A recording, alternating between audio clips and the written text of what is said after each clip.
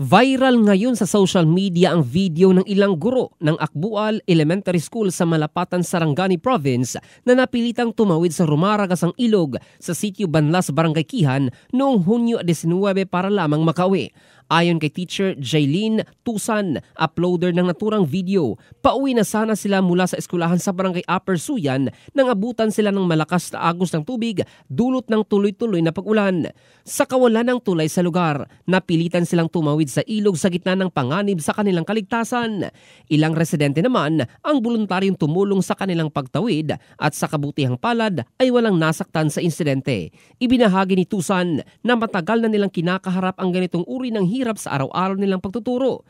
Tuwing umuulan, delikado umano ang biyahe papasok at pauwi mula sa paaralan. Sa ilang pagkakataon, kailangan pa nilang isakay sa habal-habal ang mga school supplies, learning materials at minsan ay pagkain habang binabagtas ang maputik na daan at tumatawid sa ilog. Dahil dito, nananawagan ang mga guro na sana'y mabigyang pansin ng pamahalaan ang kanilang kalagayan at maglaan ng pondo para sa pagpapatayo ng tulay sa lugar. Giit nila, hindi lamang ito makakatulong sa mga guro, kundi pati na rin sa mga mag-aral at residente ng liblib na komunidad. Isa ang mga guro sa mga pinakamalalapit sa komunidad sa liblib na lugar at sa kabila ng panganib at hirap sa biyahe. Patuloy silang nagsisilbing liwanag para sa edukasyon, ngunit para sa kanila, panahon na upang bigyang lingap ng gobyerno ang mga pangangailangan sa infrastruktura na matagal nang ipinagwawalang bahala.